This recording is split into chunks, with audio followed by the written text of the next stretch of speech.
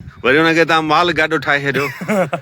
एॾियूं भला बायूं हुयूं न तव्हांखे, छा कयो हुन? न बसि हुनखे ॾेखारिणो हो, हिकु ॾींहुं असां बि तोखे करे ॾेखारियूं। तोखां सां वरी बदिलो कहिड़ो वठंदासीं, तूं छाहे तोखां वधीक सुहिणो रखंदासीं, तूं छाहे तोखां। अक्सर माण्हू कापी धुन ते ॻायल संदसि हिन गाने खे मज़ाक में वठंदा हूंदा, पर यकीन कयो संदसि ही गानो उन्हनि लाइ आथत न पर वॾो उत्साह आहे जेके सरकारी नौकरी न हुजण, घर नंढो हुजण ऐं नई करोला मतिलबु गाॾी न हुअण करे ठुकराइजी विया। नवी करोला हौली हौली गेर तुला माया।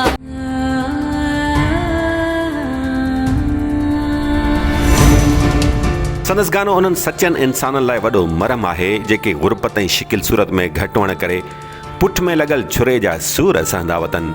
सकलेन ही गानो ॻाए असली मोहबत कंदड़ माण्हुनि खे नई वाट ॾसी आहे त कंहिंजी बेवफ़ाई में ज़िंदगी सिगरेट जे धुएं जियां उॾाइण ऐं पाण खे तन्हाइनि में तबाह करण बदिरां ताज़े टिड़ियल गुलाब जियां घारियो जेको हर कंहिंखे हिरखाईंदो आहे।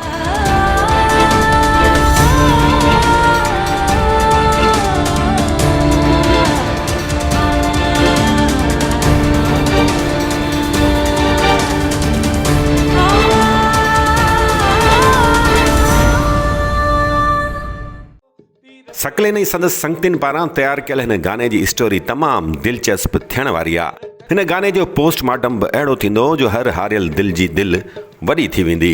शर्त इहो आहे त अव्हां साथ आख़िर ताईं निभाइजो। पर उन खां अॻु थोरो जाइज़ो त वठूं त सकलेन सलीम मेमण ऐं संदसि संगती आहिनि केरु, कनि छा था ऐं चवण छा था चाहिनि।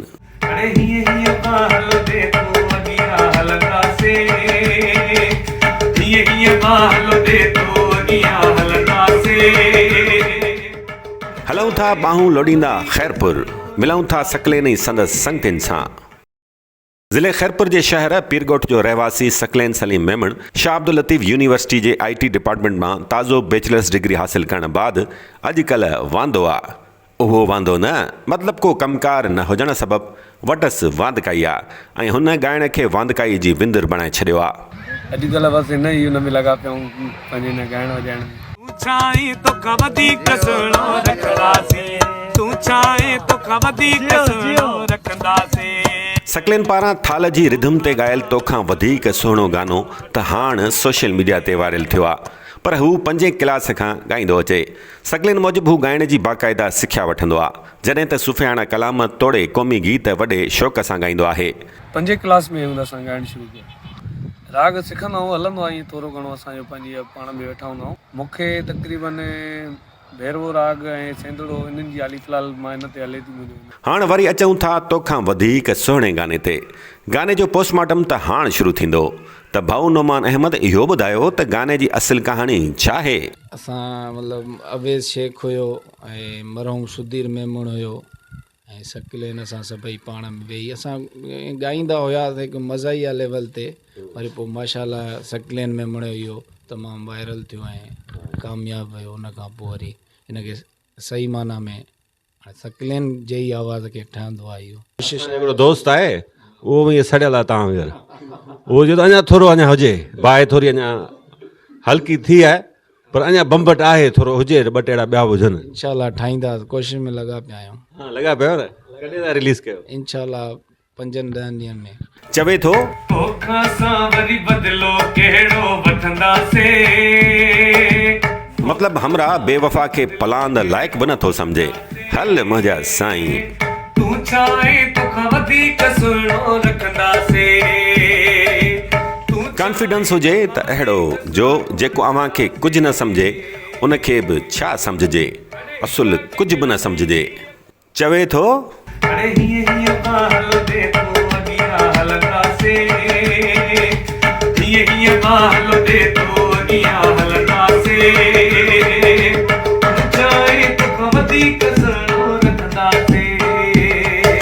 इते रखीसि न, मतिलबु कंहिंजी बेवफ़ाई में कंहिं वण हेठां वेही ज़िंदगी ॻाइण बदिरां खेसि विसारे अव्हां सां असली मोहबत कंदड़ खे पंहिंजो प्यारु अर्पे ख़ुशीअ सां सीनो ताणे हलिजे।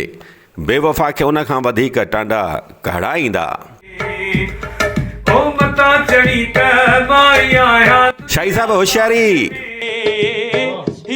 कया तई हिन सिंध में रहोशियारीअ में अड़े लाल उन मगरूर खे मुंहुं तोड़ जवाब ॿियो कहिड़ो थी सघे थो जहिड़ो सकलेन पियो ॾे। लाल गोले ला जवाब रखंदासीं तूं चाहे तोखां वधीक सुहिणो रखंदासीं अरे तूं चाहे तोखां वधीक ऐं उन लाल लाजवाब जो असुल हुस्न संदसि वफ़ा सचाई किरदार ज़र्फ़ ऐं अव्हां सां बे इंतहा मुहबत आहे ऐं यकीन कयो उहो लाल लाजवाब तव्हांखे हिकु ॾींहुं ज़रूरु मिलंदो जंहिंखे माण बाद अव्हांखे इश्क जी असलियत सम्झ अची वेंदी ऐं पोयां सभु ग़म दूर थी वेंदा। सो कंहिं पैसे जे पुॼारी बेवफ़ा जी यादि में पंहिंजी ज़िंदगी बर्बादु करण बदिरां उन बेवफ़ा खे टांडा ॾियण लाइ अॻिते वधो वधंदा रहो ऐं उहो लाल लाजवाब ऐं हिकु बहितरीन मुस्तक़बिल अव्हां जो मुंतज़िर आहे।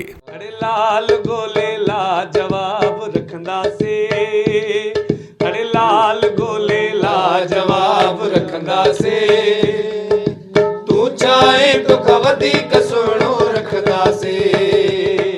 खेनि ख़बर पई त सकलेन सलीम जी स्टोरी थो ठाहिण वञा त ॿई हमरा तयारु थी विया।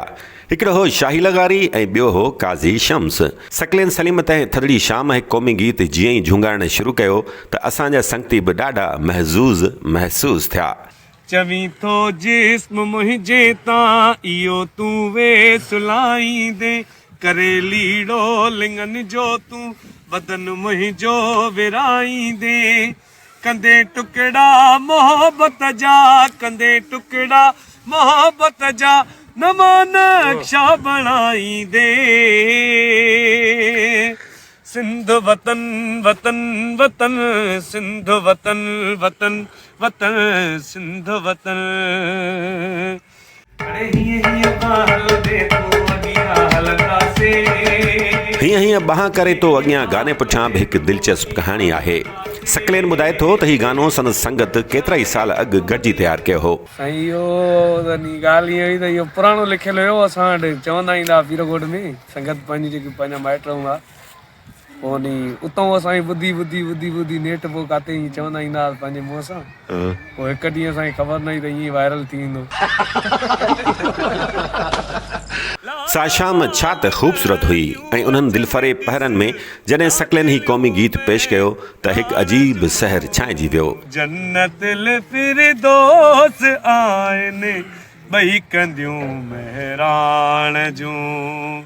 हूअं त सकलेन सलीम जी सिंगिंग वारी सथ में साणसि केतिरा ई संगती साण आहिनि पर उन्हनि में नोमान अहमद मेन कैरेक्टर आहे जेको राग जो सुठो ॼाणू हुजण सबबि सकलेन जो न रुगो साथ निभाए थो पर संदसि सिख्या पिणु करे थो।